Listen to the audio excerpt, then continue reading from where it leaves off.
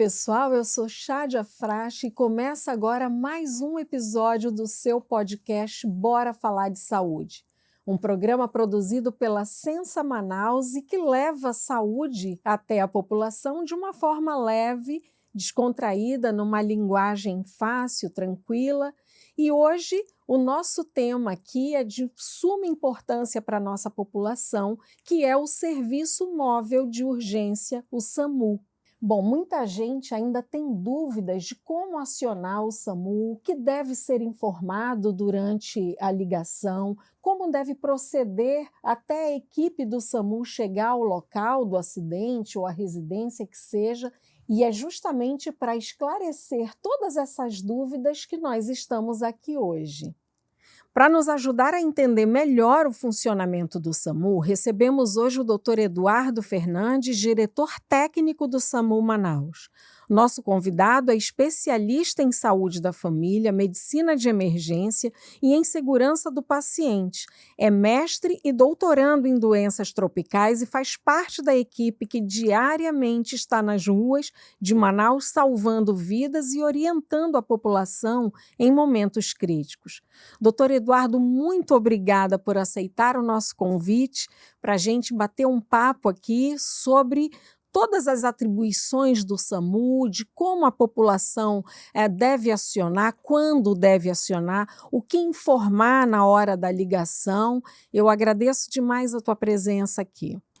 Imagina, doutora Chádia, eu aqui agradeço pela oportunidade e acho que isso é uma pauta de extrema importância, né, de saúde pública e que a gente abrir um canal como esse para a população, mostrar a preocupação que a Secretaria Municipal de Saúde tem com essas situações de urgência e emergência que acontecem aí todos os dias e com isso a gente melhorar a qualidade da saúde para nossa população. Obrigada, doutor. Doutor, para a gente começar o nosso bate-papo, muita gente ainda não sabe, não entende bem como o SAMU funciona. A gente só entende, tem certeza que o SAMU salva muitas vidas, né? Então, eu queria que o senhor começasse falando, explicando o que é o SAMU, o que é esse serviço. Perfeito. O serviço de atendimento móvel de urgência, ele é um dos pontos de uma rede maior, que é a rede de atenção às urgências, do qual faz parte o serviço de atendimento móvel enquanto componente pré-hospitalar. A gente entende bem que as urgências elas podem acontecer em qualquer local, né, em qualquer momento. Então, se a gente pensar, por exemplo, no âmbito da atenção primária, a gente sabe que as urgências também acontecem lá, né? Acontecem, por exemplo, diariamente nas unidades de pronto atendimento, nas portas dos prontos-socorros. Então, existem vários pontos dessa rede onde os serviços de assistência à saúde em caráter de urgência e emergência são prestados. E dentro dessa rede existe um componente específico que tem como objetivo principal identificar de uma forma precoce e de uma forma precisa e classificar essa ocorrência conforme a sua gravidade, sua complexidade, e para isso direcionar uma unidade que tenha uma equipe altamente especializada, treinada, para fazer um primeiro atendimento, estabilizar aquele paciente e fazer um transporte seguro. Esse componente da rede chama Serviço de Atendimento Móvel de Urgência 192. Tá, e assim, só para a gente deixar claro aqui para o nosso público, como é que funciona desde o momento da ligação? A pessoa identificou a situação, que depois eu quero até que o senhor explique para a gente em que situações o cidadão pode chamar o SAMU, né? Partindo desse princípio, reconhecendo em que situações a gente pode chamar o SAMU, como é que se dá esse processo desde o momento que o SAMU atende a ligação do 192? Existe uma instância de funcionamento do SAMU que seria o cérebro ou o coração, a depender da forma como a gente entende, né, a coordenação dos processos de trabalho, que chama Central de Regulação das Urgências. E qual que é o papel da Central de Regulação das Urgências dentro dessa rede de atenção? É exatamente de organizar essa rede, né? Então, o chamado dito primário, aquele que vem de uma pessoa comum na sua casa, numa via pública, por exemplo, no caso de um sinistro de trânsito, a pessoa faz o contato, né, com seu telefone via 92 e essa ligação chega nessa central. Essa instância, ela é composta por vários profissionais que possuem um treinamento, uma capacitação específica para lidar com essa demanda específica. E o primeiro ponto, né, eu queria dividir aqui de uma forma didática em 4 pontos, para deixar de uma maneira bem didática para o nosso ouvinte, né?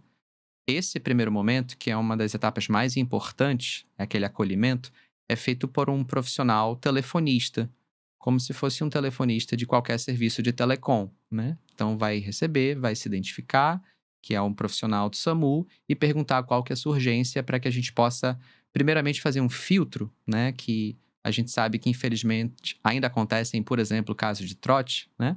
Que a pessoa liga e tá fazendo uma brincadeira, tá desvirtuando, né, o serviço, e aí essa ligação é interrompida e não passa adiante. Mas, uma vez se identificando se trata de um caso de urgência, essa primeira etapa, que é bastante importante, depende, em grande parte, dessa calma, dessa paciência, de quem está fazendo contato com o serviço, e que a gente entende muito bem o quanto isso é delicado, né? A pessoa ali com um parente, uma pessoa próxima, né? Ou num ambiente pouco controlado, tentar manter a calma. Mas por que que eu gosto de frisar isso? Porque se a gente perde tempo nessa etapa, a gente inconscientemente está prejudicando esse atendimento e atrapalhando o tempo de resposta. Então, o que que são as perguntas que são feitas, né? Qual que é o nome, se a pessoa tem informação, qual que é a idade, qual é o endereço, um ponto de referência. E aí, no final dessas perguntas, é feita uma comunicação que é extremamente importante, que a gente entende que, no calor do momento, às vezes pode não ser considerada, porque muitos, nesse ponto, acreditam que o atendimento encerrou e a ambulância vai, né? Mas esse telefonista é treinado para falar que deve-se aguardar na linha, porque o próximo passo, né, essa segunda etapa do atendimento, é o contato com o médico regulador, né? Então, depois que esses dados são colhidos, é passada a ligação para o médico, e é preciso que aguarde na linha, né? Se o médico está disponível, essa ligação é transmitida imediatamente e o diálogo com o médico começa. Caso isso não aconteça, vai ter um sinal dizendo os profissionais estão em atendimento, aguarde até você ser atendido. E aí, quando chega finalmente no médico regulador, o que é realizado é um exame, como qualquer outro exame médico, né, por meio de perguntas, com o objetivo de se avaliar a gravidade e a complexidade. Primeiro, para que a gente identifique se de fato é um caso de necessidade de remoção. E segundo, e o mais importante, eu diria, para que a gente envie um recurso adequado. O que que eu quero dizer com isso, né? A depender dessa gravidade, dessa complexidade, se essa avaliação não é feita de maneira adequada, a gente pode incorrer em 2 tipos de erro, né? Encaminhar uma unidade que seja de suporte avançado, por exemplo, por um caso de baixa complexidade, e ao fazê-lo, a gente deixa de assistir uma população muito grande para uma eventual urgência de maior gravidade, ou o outro ponto, o outro extremo, que é falhar e identificar uma grande urgência e encaminhar uma unidade de suporte avançado em que a gente não tenha os recursos necessários e, com isso, né, perder ainda mais tempo aguardando depois um novo deslocamento de unidade. Então, esse é mais um ponto também que a gente pede sempre a colaboração, né, dos nossos ouvintes para que tentem da forma mais objetiva possível responder as perguntas e entender que aquilo se trata de uma etapa fundamental. Então vamos lá, gente, para deixar mais claro aqui para o nosso telespectador, para o nosso ouvinte, em quais situações o SAMU deve ser chamado? O senhor falou de sinistro de trânsito, que é acidente de trânsito, que mais? Que outras situações? Aqui, na nossa realidade, nós lidamos muito com as causas externas, né, que envolvem os sinistros de trânsito em geral com motocicletas, né. Então sempre que a gente Tem se sido depara assustador, né, Eduardo? é incrível a gente A perceber como isso tem quantidade aumentado. de acidentes motociclísticos, né, com Perfeito, com pessoas, de forma grave até, né. exato. Então, sinistro de trânsito, pode chamar o SAMU. Por exemplo, eu tenho uma pessoa idosa na minha casa, meu avô, vamos supor, ele está lá e de repente eu percebo que ele está sem os sinais vitais, não está respirando, enfim, ele ali perdeu a vida. nesse caso, eu posso ligar para o SAMU? A quem eu ligo primeiramente? Posso chamar o SAMU nesse contexto? Sim, todas essas situações potencialmente graves em que nós temos comprometimento da via aérea, né, da forma de respirar, ou seja, a pessoa não consegue respirar, ou respira com muita dificuldade, ou a gente percebe que a parte da circulação está comprometida, então a pessoa, por exemplo, não consegue conversar ou está apresentando sinais de perda de consciência, são casos que merecem uma avaliação médica para que a gente entenda melhor, né, entendendo que a pessoa que está do outro lado da linha geralmente é uma pessoa leiga e não tem como fazer um diagnóstico mais apurado. Então, essas situações que podem comprometer a vida do nosso paciente, né, seja em via pública, por meio de um acidente, uma colisão, um trauma que a gente não deve jamais movimentar, a fim de evitar riscos maiores, né? Então, um paciente que cai de altura, o que é agredido, o que se envolve numa colisão. E do ponto de vista clínico, né, os agravos, a saúde, são essas situações que podem comprometer a vida do paciente por meio da dificuldade de respiração, do funcionamento da circulação e que envolvem, em geral, comorbidades e doenças cardiovasculares com risco de infarto, Então, AVC. AVC, é isso que eu ia perguntar, porque hoje em dia, assim, os idosos que estão em casa, e às vezes até, doutor Eduardo, muitas crianças, os avós, eles tomam conta dos netos, a maioria das vezes, para os pais poderem trabalhar, né? É fundamental que a gente oriente também as crianças, já de uma idade que possa fazer isso, a ligar para o SAMU em caso de algum acidente com a pessoa idosa, né? No caso, um AVC, por exemplo, ou até o adulto está lá e identificar que está tendo um AVC. Esse é um caso de chamar o SAMU? Sem dúvida, doutora Chadia. Isso é tão importante que, dentro do nosso SAMU, nós temos uma instância específica, que é o Núcleo de Educação, que tem se dedicado cada vez mais a fazer esse trabalho de divulgação para o público leigo, entendendo que esse é um componente muito importante desses agravos tempos-sensíveis, como, por exemplo, o infarto e o AVC. Se esse reconhecimento não é feito em casa, pelas pessoas, pelos seus familiares, às vezes nós temos casos em que, por exemplo, a pessoa está com sinais de AVC há várias horas, há mais de dia. E E o então, tempo é um componente que muitíssimo. define, se esse paciente vai melhorar, se ele vai Perfeito. ficar com sequelas, né? Perfeito. Esse tempo de atendimento de forma rápida, né, e efetiva é o que garante muitas vezes a capacidade de recuperação, né, nessas doenças mais graves e às vezes até mesmo a questão de vida ou morte. Entendi. Bom, enquanto a equipe do SAMU, bom, o SAMU recebeu a ligação, foram dadas todas as informações, a telefonista com a sua equipe vai dizer àquela pessoa que está mandando uma ambulância e aquelas pessoas vão aguardar a ambulância chegar. Neste período de tempo, enquanto a ambulância não chega, o que as pessoas elas não devem fazer ou que elas podem fazer, esperando a ambulância chegar, o serviço chegar? Perfeito. Eu citaria 2 exemplos que são os mais comuns na nossa prática clínica. Eu vou separar aqui um por trauma, que é esse que a senhora bem colocou, em relação a um paciente em via pública, né, que foi vítima de uma colisão, de uma queda de motocicleta, de um atropelamento, que é a gente não movimentar, né. Então a parte mais importante é você sinalizar da forma mais segura possível, para que aquilo ali não gere também um novo acidente com a pessoa que está tentando ajudar, né. E aguardar realmente a chegada da equipe, esse é um ponto muito importante em situações que envolvem vítimas de trauma. E do ponto de vista clínico, a gente tem bastante chamada, por exemplo, para crises convulsivas, né. Então, qualquer alteração de nível de consciência, como por exemplo, durante a crise ou após, em que o paciente pode ficar desacordado por algum tempo, é muito importante que a gente não tente, por exemplo, alimentar, dar água, colocar açúcar na boca.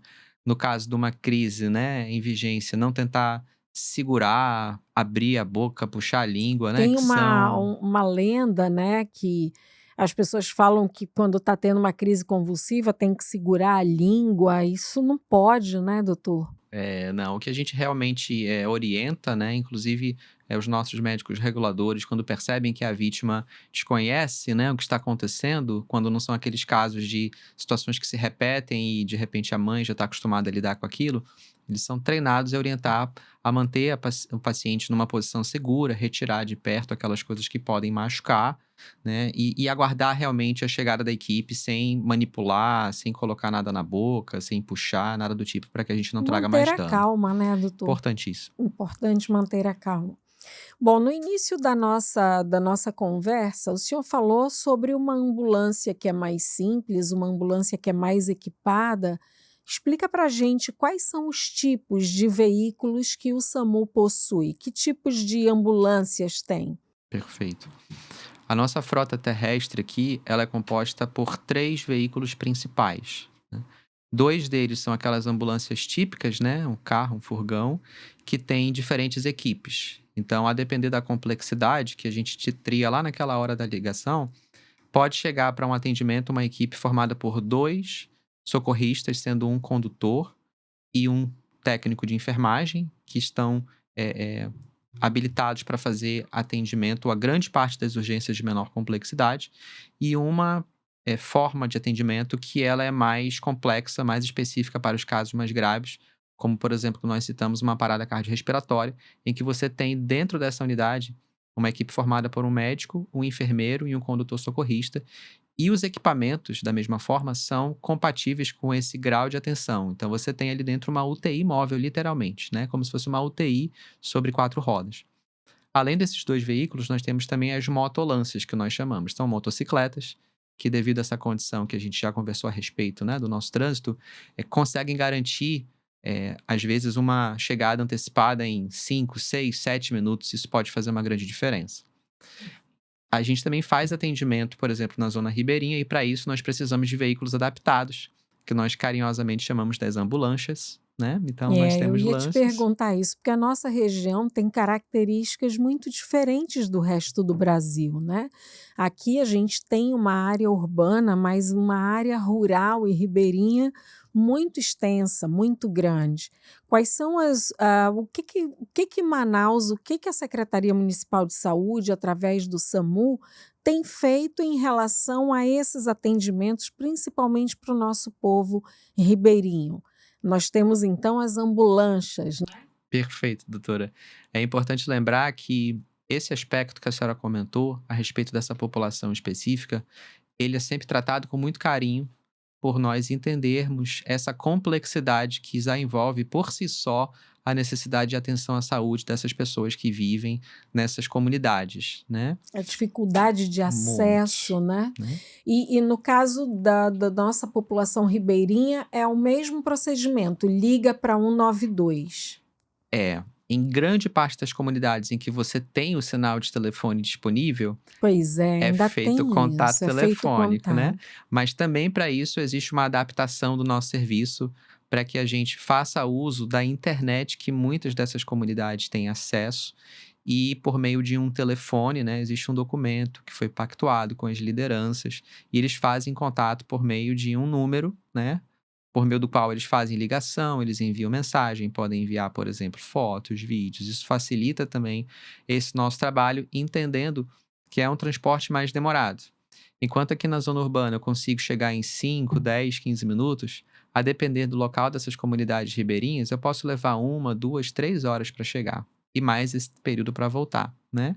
Então, quanto mais apurada for essa nossa avaliação, mais recursos eu tenho, né, enquanto profissional da regulação, de passar orientações para que essa família, essa pessoa que está passando por um processo de um adoecimento, de uma agudização, de uma urgência, possa ter segurança até a chegada da equipe.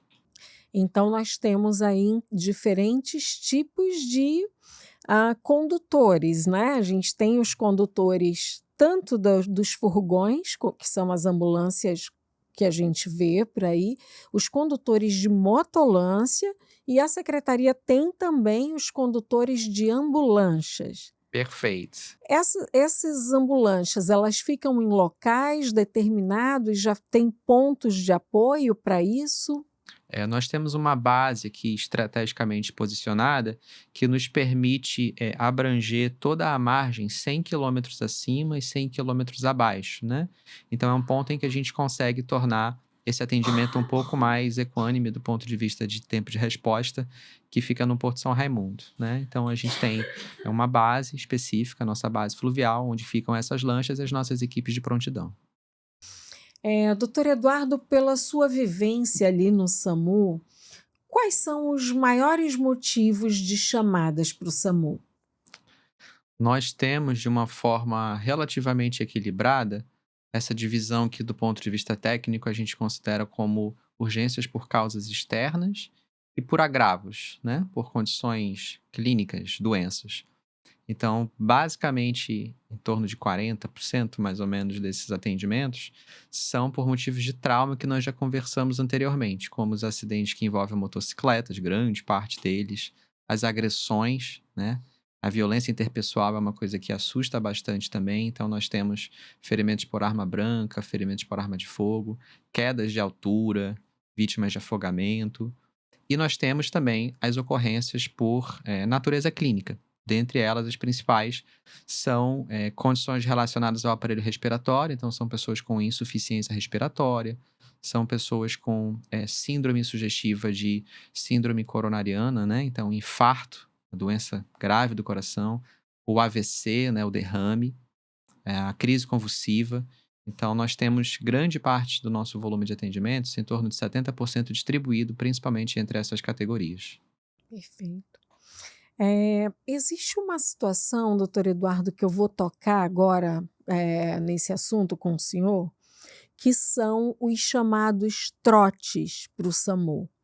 Isso ainda acontece com frequência? Eu queria que o senhor deixasse aqui uma mensagem sobre isso, né? Porque a gente está vendo que o SAMU ele tem um serviço de extrema relevância para a nossa população, para a nossa cidade, ele salva vidas e esse tempo de resposta entre uma ligação e a chegada da ambulância sempre foi um desafio, é onde todas as nossas equipes lutam para diminuir o tempo da ligação até a chegada da ambulância, e quando a gente se depara com uma ligação de trote, com brincadeiras, o quanto isso tem atrapalhado o nosso serviço, o quanto isso prejudica a população. Eu queria que o senhor falasse como estão esses números, se isso ainda ocorre com frequência, e que deixasse um recado sobre essas ligações de trote. Infelizmente, doutora Chade, apesar de todos os nossos esforços em relação a campanhas de conscientização e a maneiras de processo de trabalho que nós temos tentado desenvolver para diminuir o impacto, o que eu chamo de diminuir o impacto? É evitar que esse trote se transforme, por exemplo, no envio de uma unidade, né? Porque nós temos etapas diferentes. Se esse trote está ocupando uma linha com o telefonista é um grau de comprometimento. Se ele avança até o médico regulador, é uma outra dimensão. E se ele chega até uma ordem de envio de ambulância e a gente envia uma unidade de suporte básico, uma UTI móvel, a gente, durante aqueles minutos, está deixando de cobrir uma população, às vezes, de centenas de milhares de pessoas. Então, Então, enquanto uma ligação que tem que passar por todas essas etapas é um trote, a gente podia estar atendendo várias outras urgências que dependem única e exclusivamente da chegada do médico com a ambulância, né? perfeito. Se nós pensarmos que nós temos uma média diária de pelo menos 20 ou 30 trotes por dia, né? É É, essa a média que o SAMU tem? Pelo menos isso. No último ano, né, 2024, a gente tem uma certa oscilação ao longo dos anos, né? Mas, felizmente, nós temos conseguido reduzir, mas ainda está longe do que nós gostaríamos, né? Que seria o indicador zero, né? Não ter trote ou reduzir ao máximo possível. Então, nós estamos Então, nessa. basicamente, durante um dia inteiro, entre 30 a 40 ligações são ligações de trote, Exatamente. que é um ato criminoso, né, doutor? Perfeito. Bom, agora chegou aquela hora tão esperada, que é a hora do Fala Especialista. É a hora que a gente vê as perguntas aqui da população, é a hora de interação da população aqui com o nosso podcast para tirar dúvidas, enfim, esclarecer tudo que ainda ficou aí pendente. Vamos lá, doutor Eduardo? Nós temos aqui algumas perguntas.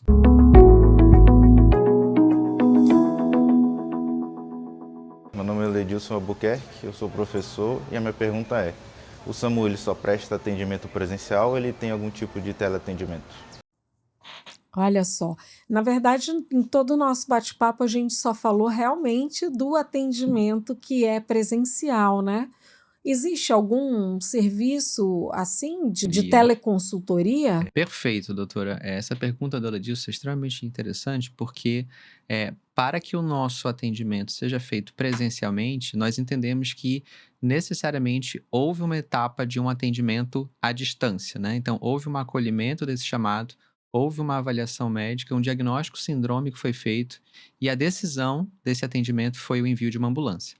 Mas a gente precisa entender que existem muitos casos, em torno de 30, às vezes 40% da ligação, que os nossos médicos reguladores entendem como casos que não são elegíveis a um transporte por meio de ambulância. E nesses casos, também é feita uma avaliação médica, um diagnóstico sindrômico e são passadas orientações, né? Ah, isso eu ia te perguntar. Então, os médicos, eles podem passar as orientações via telefone para a pessoa que fez o contato. Perfeito, né? Nós temos inclusive normativa do Conselho Federal de Medicina legalizando esse tipo de atendimento e no âmbito da urgência, né, a Central de Regulação das Urgências já faz isso há pelo menos 2 décadas, né? Esse tipo de recebimento de chamado, teleorientação e, no caso de necessidade de ambulância, o envio de uma unidade móvel para dar continuidade ao atendimento. Perfeito. Temos mais perguntas aí, produção? Olá, sou Rômulo Júnior, sou comerciante. A minha dúvida é se existe ainda muito trote, né, para um 92 e o que isso acarreta na demora para os primeiros socorros. Pois é, doutora, a gente comentou ainda sobre os trotes, né? O quanto isso prejudica, o quanto isso pode tirar a vida mesmo de uma pessoa, né? Alguma observação a mais em relação a esse tema? Eu achei interessante a pergunta porque mostra para a gente que, aparentemente, a população tem se apropriado da importância do tema e a gente espera que com isso, né, no médio e longo prazo, a gente consiga ter resultados ainda melhores em relação à redução desse tipo de problema, né, no nosso serviço. É isso. Bom, temos mais perguntas? Eu me chamo Lúcia Farias, sou funcionária pública. A minha pergunta é, caso de uma pessoa que tem esquizofrenia e precisar do SAMU, no caso de um surto, como é que ficaria? Olha aí, doutor Eduardo, perfeito. Sobre saúde mental, o que nós temos aí em relação a esse assunto? O que o SAMU pode contribuir em relação a um surto desse? Nós temos algum departamento especializado? Nós temos uma série de ações voltadas para as urgências em saúde mental. Eu acho que é interessante destacar que nós temos observado já de uma maneira consistente um aumento do número desses casos, principalmente no ponto de inflexão da pandemia, né? Então, nós temos recebido cada vez mais chamados de pessoas com sofrimento psíquico, e isso demanda do nosso serviço um grande processo de organização, tendo em vista que um caso como esse que foi citado envolve um risco para a segurança não apenas do paciente, que muitas vezes está privado do seu juízo crítico e que a partir disso pode trazer risco para a sua própria integridade, né? Em alguns desses casos existe um componente de autoagressividade, às vezes de heteroagressividade, e aquela nossa equipe que chega para lidar com isso também está colocando a sua integridade em risco, né? Mas Então, existe uma equipe especializada para esse tipo de chamada?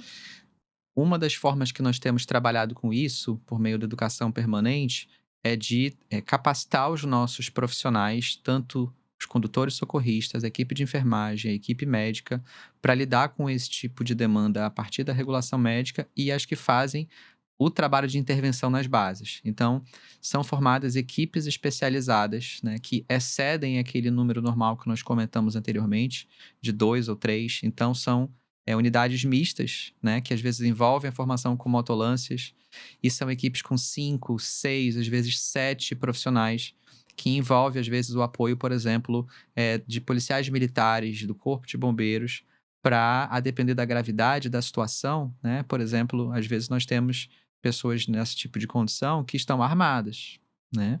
E a nossa equipe não tem treinamento militar para lidar com esse tipo de situação. Então, é um assunto bastante delicado, mas é muito importante deixar claro para a população que o SAMU está preparado para receber esse tipo de demanda e de oferecer o cuidado da forma mais rápida e com mais segurança possível para esses pacientes e as suas famílias. Bom, doutor Eduardo, extremamente importante todos esses esclarecimentos, né? Até para a gente dizer aqui para o nosso público o tamanho da responsabilidade na hora de chamar pelo serviço, né? Perfeito, doutora. Eu acredito que essas perguntas que foram colocadas representam, em grande parte, aquelas angústias e aflições, né, das pessoas que passam por uma situação de urgência e não sabem como lidar. E esse espaço é um espaço muito rico para que a gente possa ajudar um pouco no esclarecimento e, com isso, manter a população informada e fazendo o uso mais racional e adequado do serviço. Bom, gente, agora chegou o momento do nosso quadro Espia Só, um quadro que traz muitas curiosidades sobre o tema. Vamos dar uma olhada?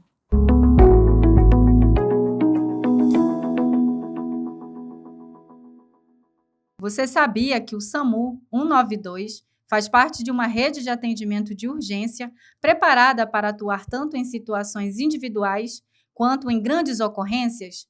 O serviço funciona 24 horas por dia, 7 dias por semana e é totalmente gratuito para a população. E tem mais! O SAMU foi implantado no Brasil em 2003 e desde então ele se tornou responsável por milhões de atendimentos que ajudaram a salvar vidas. Olha aí, doutor, nós vimos aí no quadro Espia Só como o SAMU é um serviço estratégico e essencial, né, para a nossa população. Na sua opinião, qual é a orientação que nós devemos deixar aqui para a população que pode ajudar a melhorar a qualidade dos nossos serviços? Eu penso que, primeiramente, é necessário reconhecer a grandiosidade do que é um serviço de atendimento móvel de urgência que tem na intenção do Ministério da Saúde de alcançar a totalidade de cobertura da população, tendo em vista que não são todos os países, né, que no contexto de um sistema público de saúde possuem uma característica como essa, né, de um serviço de atendimento integrado, que trabalha em rede, de uma forma hierarquizada, que prioriza esses atendimentos e que a população, ao conhecer como ele funciona e fazer um uso racional, ela permite que todos possam ter acesso de uma forma universal e naquele tempo que elas mais precisarem. Então, eu deixaria esse fato importante que precisa ser reconhecido e essa consciência de que todos nós precisamos fazer um bom uso desse serviço. É isso aí. Doutor Eduardo, nosso episódio está terminando aqui. A gente agradece muito a sua participação, foi de grande relevância, muitos esclarecimentos sobre a importância de um serviço que é tão fundamental para a população. E ao público de casa, a gente deixa aqui o nosso agradecimento também por terem participado. As perguntas foram ótimas, esperamos ter esclarecido. O nosso episódio está chegando ao final e a gente pede aqui para que vocês acessem as nossas plataformas da Sensa Manaus no YouTube, para que assistam mais episódios, curtam, compartilhem, comentem com os amigos, os vizinhos, porque sempre tem informação de qualidade por aqui. Um abraço e até o próximo episódio.